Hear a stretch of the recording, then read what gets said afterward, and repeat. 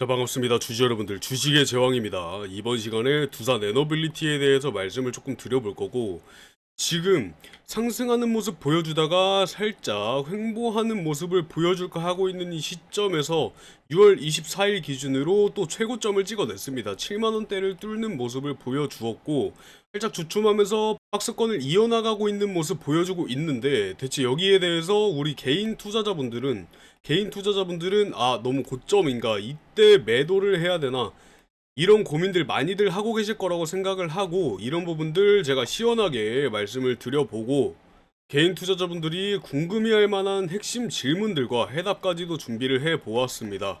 그래서 지금 횡보를 보여주고 있는 가운데 우리가 필수적으로 알고 가야 될 정보들 많이 가지고 왔으니까, 영상 시작 전에 구독과 좋아요 한번 부탁드리면서 이번 주말도 잘 보내시길 바라고, 댓글로 화이팅 하나 남겨주시면 제가 영상 제작하는데 너무나도 많은 힘이 됩니다. 한 번씩 부탁드리고, 다가오는 이 월요일장 굉장히 중요하기 때문에 여기서 많은 정보들 최대한 얻어가셔서 수익 실현 꼭 하셨으면 좋겠습니다. 자, 바로 이어다가 보자면, 자, 두산 에너빌리티가 어떤 기업이죠? 지금 이 AI 시대에 전력 패권과 이 에너지 믹스 전략의 중심에 선 기업이란 말입니다. 지금 원전의 대장주라고 볼 수가 있겠고, 차트부터 한번 살펴보시면 6월 24일 기준으로 최고가 71,400원 71,400원 최고가를 찍어주는 모습을 보여주고, 25년도 들어서부터 지금 거의 한 280% 가까이 상승을 했습니다. 주가 자체가. 그리고 나서 횡보를 보여주고 있는데, 이렇게 단기적인 급등이 이루어지고 있다 보니 자연스럽게 나타나는 이 과열권에 진입을 했다 라고 생각하시는 우리 주주 여러분들 계실까봐 말씀을 드립니다. 아직 두산 에너빌리티 올라갈 곳 많이 남아 있습니다. 이러한 기술적 조정 구간에 지금 진입을 할 가능성 없진 않지만, 거래량이 그래도 꾸준하게 유지가 되고 있고, 외국인들의 순매수세가 지속이 되고 있으며, 외국인 순매수가 하락이 되면은 주가가 하락세를 보여줬을 때 분명하게도 매수세 유입 가능성 굉장히 큽니다. 그래서 이 다가오는 변동성 대응해야 된다 말씀을 드리고 있는 거고, 우리 개인 투자자분들이 가장 궁금해하실 부분, 매도는 언제 하나요? 이렇게 수익에 관한 부분에 대해서 굉장히 직결되는 문제이기 때문에 이 매도를 언제 해야 되나요? 그리고 뭐 지금 매수해도 될까요? 왜 이렇게 올랐을까요? 왜 이렇게 급등을 하게 됐을까요? 그리고 투자 경고인데 이거 괜찮을까요? 이런 부분들 굉장히 많을 거라고 생각을 하고, 한번 말씀을 드려보면, 일단 지금 매수하는 거 늦지 않았을까요? 라고 하시는 분들은 이렇게 단기 고점에 대한 부담은 충분히 존재한다는 거 알고 있고, 이러한 부분들을 안고 가더라도 지금 중장기적인 모멘텀 굉장히 여전히 유효하다고 말씀을 드릴 수가 있겠습니다. 지금 NH투자증권사에서는 목표가 자체를 8만원 이상으로 갈 것이다 라고 제시를 하고 있는 상황이고, 유한타증권은 8만 1,000원까지도 제시를 한 상황입니다.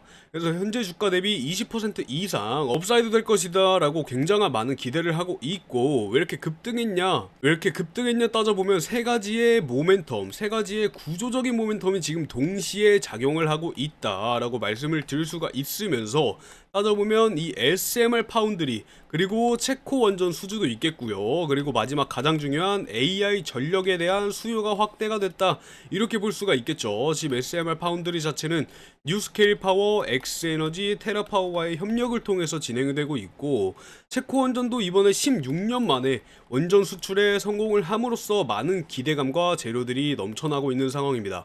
그리고 AI 전력 수요 확대용으로는 지금 이 데이터 센터의 전력원으로 SMR과 가스터빈이 가장 큰 주목을 받고 있기 때문에, 이러한 부분들에 대해서 가장 큰 수혜를 받고 있지 않나 라고 과히 말씀드릴 수가 있겠습니다. 그리고 이 투자 경고 종목으로 지정이 되는데 괜찮을까요? 라고 하시는 분들, 지금 단기적인 수급 자체는 위축이 되고 있는 상황이지만 기업의 펀더멘탈과는 무관한 이러한 제도적인 조치다라고 봐주시면 되고, 신용융자 잔고가 1,300억가량 증가를 하면서 개인 매수세에 대한 과열 경고다라고 이해를 해주시면 되겠습니다.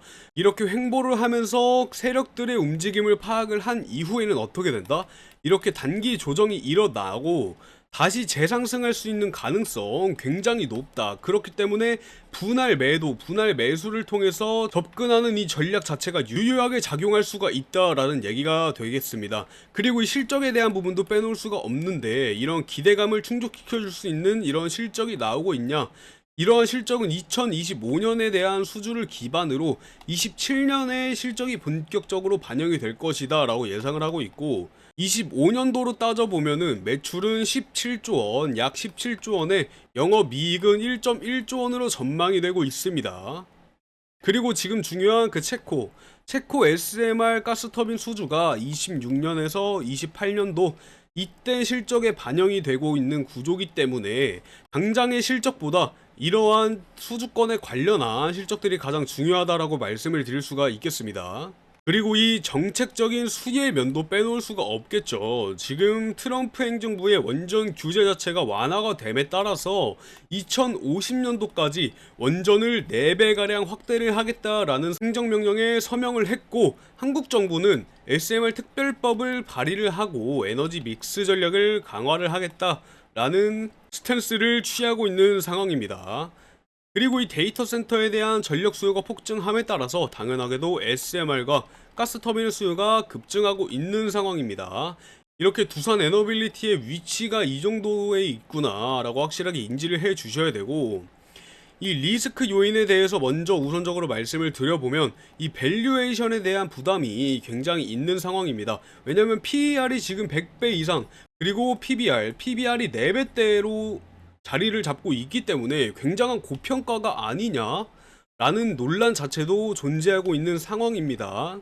그리고 당연히 이 투자 경고 종목으로 지정이 되면서 신용잔고가 과열이 되고, 여기에 대한 단기 수급 리스크가 분명하게도 존재를 하고, 실적에 대해서도 말씀을 드렸다시피 당장에 나타날 수 있는 실적은 2026년 이후에 본격화될 예정입니다. 꼭 인지를 해 주셨으면 좋겠고, 이 두산 에너빌리티 자체는 단순한 원전 테마주가 아니다라고 계속해서 말씀을 드리고 있죠. 분명히 이 AI 시대의 전력 인프라 자체를 책임질 수 있는 기업이기 때문에, 국내 유일의 이 에너지 믹스 플랫폼 기업이기 때문에 지금의 조정은 당연하게도 다음 랠리를 위해 필요한 숨 고르기다라고 생각을 해 주시면 되겠습니다. 걱정 절대 하지 않으셔도 됩니다, 주주 여러분들. 그리고 방금 말씀드렸다시피 이 에너지 믹스 플랫폼 기업, 이 부분에 대해서 조금 더 설명을 드려보면, AI 대전환기 두산에너빌리티 에너지 믹스의 주인공으로 우뚝 자리를 잡았다라는 내용이고, AI가 바꾼 전력지형 두산에너빌리티 에너지 전환 중심축이 부상하고 있다라는 내용입니다. 이 부분 조금 더 자세하게 살펴보시면, 이 두산에너빌리티는 이 AI 시대의 전력 패권이나 에너지 믹스 전략, 그리고 글로벌적인 원전 수출 해체 시장까지도 선점을 하고, 수소나 풍력, 지금 이렇게만 말씀드려도 재료들이 굉장히 많지 않습니까? 근데 여기에 대한 실질적인 재료들이 굉장히 많이 쏟아져 나오고 있기 때문에 지금 이 에너지 산업 자체에 대해서, 이 에너지 산업의 교차로 한가운데에 있다, 가장 중요한 부분이다 라고 말씀을 드릴 수가 있겠습니다. 이 AI 대전환기다 라는 내용은 두산에너빌리티의 시대가 열렸다 라고 봐주시면 되겠고, 이 AI가 바꾼 거는 단지 산업뿐만이 아니라 이러한 전력 수요 구조 자체에 대한 내용이기 때문에, AI 데이터 전력 수요는 2030년도까지 945테라와트로 2배 이상 증가가 될 것이라고 예상을 하고 있기 때문에, 이 전력 수요를 감당할 수 있는 건 24시간 안정 공급이 가능한 원전, 그리고 가스터빈, 이 2개밖에 없다라는 내용은 누구나 다 알고 계시는 사실일 겁니다. 근데 두산에너빌리티가 뭐라고요? 이 국내 유일의 원전 주기기 제작사다, 그리고 플러스 가스터빈까지도 건드리고 있는 국산화 기업입니다. 그러니까 당연하게도 이렇게 주가가 폭등할 수밖에 없고, 이 AI 시대의 전력 인프라 자체를 책임질 수 있는 핵심 공급자로 올라섰다라고 봐주시면 되겠습니다. 그리고 이 두산에너빌리티의 이 SMR 파운드리 전략에 대해서 말씀을 드려보면, 지금 체코 원전 수주에 이어서 글로벌적인 수주를 본격화하고 있기 때문에 이 뉴스케일 파워나 엑스에너지, 테라파워 등등 미국의 3대 SMR 기업과 협력을 하고 있지 않습니까? 이 SMR 주기기의 제작 파운드리로서의 입지를 확보하고 있다라고 이해를 해주시면 되겠고, 당연히 글로벌 수준은 따라올 수밖에 없습니다. 이런 부분들에 대한 가능성 자체도 굉장히 확보가 되고 기대감도 같이 올라가고 있는 상황입니다. 이 SMR은 AI 데이터 센터용의 전력원으로 각광을 받고 있는 만큼 빅테크 기업과의 협업 가능성도 충분히 존재하다. 이러한 빅테크 기업과의 협업 가능성도 충분히 존재한다라고 봐주시면 되겠습니다. 왜냐면 지금 구글이나 마이크로소프트, 메타, 아마존 이러한 모든 빅테크 기업들이 이 원전 기업들과 지금 20년 이상 장기 계약들을 꾸준하게 맺고 있는 상황입니다. 그렇기 때문에 당연하게 두산에너빌리티도 해외에서 수주권을 따내고 인정을 받으면서 이러한 장기 계약권을 체결할 수 있는 가능성 굉장히 높다라고 말씀을 드리겠습니다. 그리고 이렇게 해외뿐만 아니라 국내에서까지도 특별법을 발의를 하고 정부나 야당 모두 정책적인 지원 자체를 강화를 하고 있기 때문에 SMR은 단순한 원전이 아니라 이 AI나 탄소 중립 그리고 에너지 안보를 동시에 해결할 수 있는 솔루션이다 라고 봐주시면 되고, 두산이 어디 있다? 그 중심에 있다. 기술 플러스 생산 그리고 수출까지 모두 갖춘 기업이다 라고 봐주시면 되겠습니다. 그리고 체코 수주에 대해서도 말씀을 조금 드려보면 몇 년 만이라고요? 이 16년 만에 원전 수출에 대한 쾌거를 이뤄냈다 이 말입니다. 이 체코의 두코반이 수주에 대한 성공을 따냈고 약 26조 원의 규모가 되겠습니다. 이 두산 에너빌리티는 여기에 대해서 이 원자로나 증기 발생기 등등 이런 핵심 주기기 공급사로 참여를 하고 있고, 두산 에너빌리티의 자회사 두산 스코다 파워는 체코 현지에 생산 기지를 건설함으로써 이러한 유럽 원전에 대해서 이러한 유럽 원전 수출에 대한 교두보 자체를 확보를 하고 있는 상황입니다. 이 체코 수주 계속 말씀드리지만 단순한 계약이 아니라 이 유럽 원전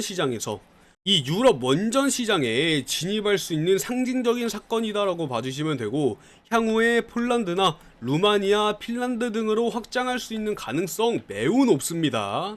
그리고 이뿐만 아니라 지금 원전 해체 시장에도 진입을 하고 있는데, 지금 국내에서 고리 1호기에 대한 해체 승인이 떨어졌고 한국은 세계 두 번째 상업원전 해체국이다라고 봐주시면 되고, 두산이 2019년에 이 NAC사와 캐스크 수출에 대한 경험이 있기 때문에 지금 분명하게도 이 해체 기술력을 입증을 한 상황이란 말입니다.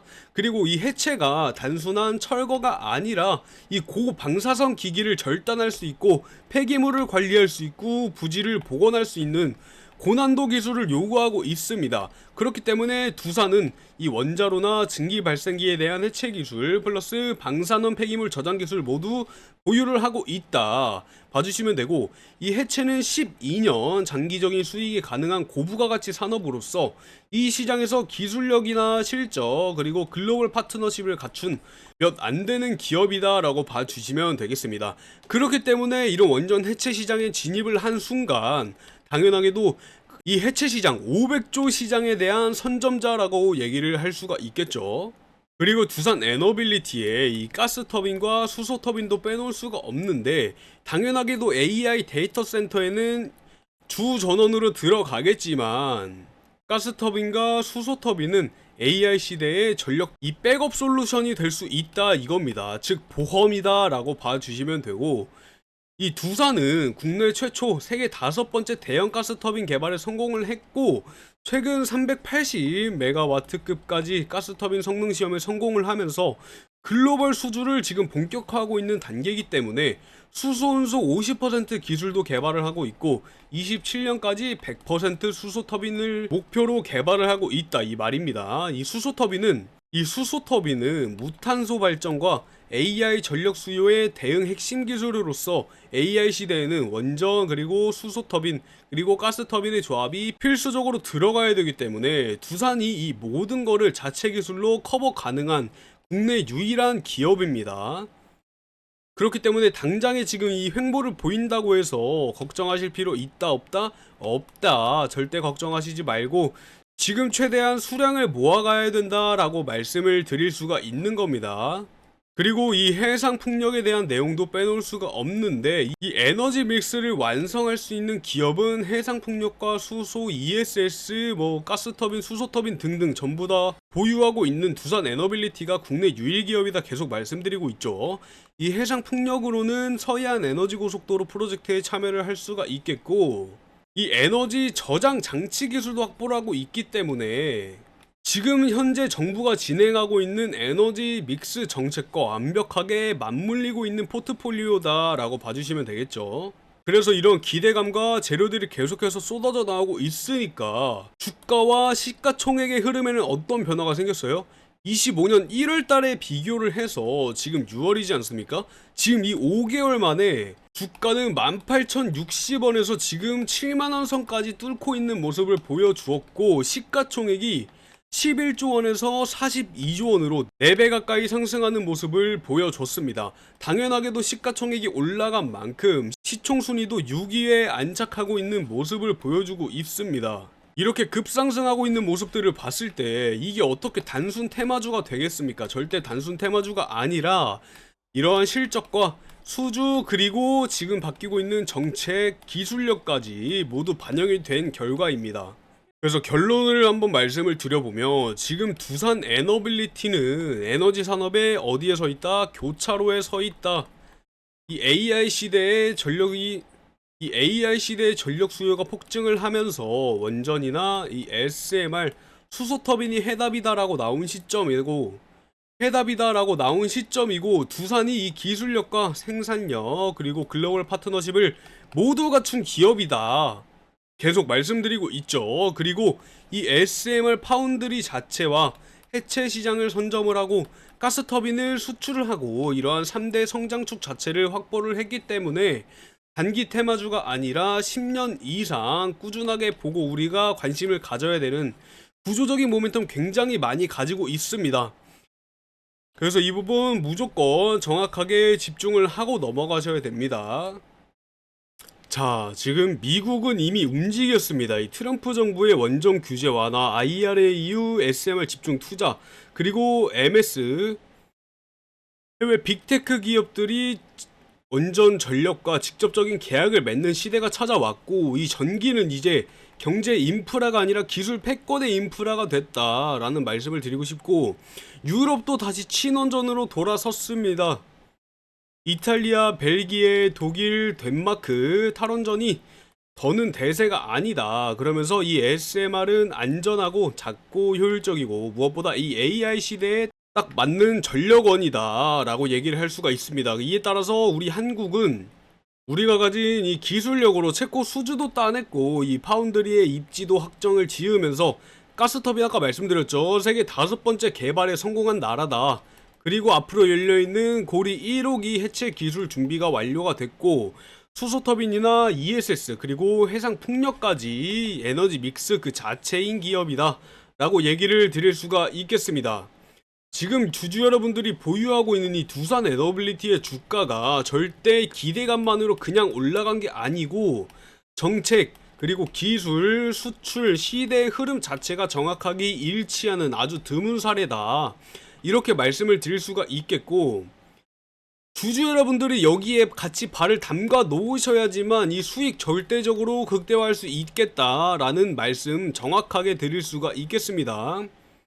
물론 리스크는 분명하게 존재를 하고 있고, 고점에 대한 부담과 과열 경고, 그리고 실적에 관한 부분들 충분하게 이해를 해 주셔야 되고, 단기적으로 나오는 조정이 아니라 길게 가져가야 되는 밑 바탕이다 라고 생각을 해 주시면 되겠습니다.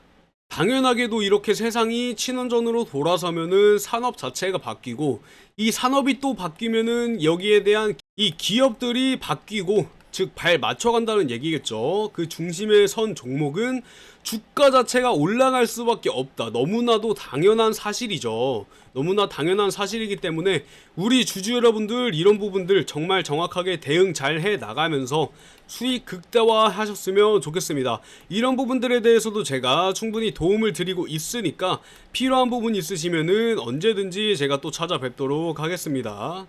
그래서 당장에 다가오는 이 월요일장 굉장히 중요하다고 말씀을 드렸고 7월 3일에 이러한 투자 경고 종목들이 해체 예정이 돼 있으면서 다가오는 이 다음 주장 굉장히 중요합니다. 그래서 꼭 집중을 해 주셨으면 좋겠고 제 영상 많이들 봐 주시면은 충분하게 대응을 하실 수 있을 거라고 생각을 합니다. 그래서 제가 이렇게 오늘 얘기 말씀드린 내용 한 번씩 꼭 다시 생각을 해 주셨으면 좋겠고 영상이 유익하셨다면 이 구독과 좋아요 한 번씩 부탁드리면서 댓글로 화이팅 하나 남겨주시면 제가 영상 제작하는데 많은 힘이 되고 있습니다. 다시 말씀드리지만 이번 주말 잘 보내시고 다가오는 월요일장 꼭 다같이 대응을 해주셨으면 좋겠습니다. 자, 제가 오늘 가져온 영상은 여기까지고 다음번에는 더 좋은 영상 가지고 와보도록 하겠습니다. 감사합니다. 주식의 제왕이었습니다.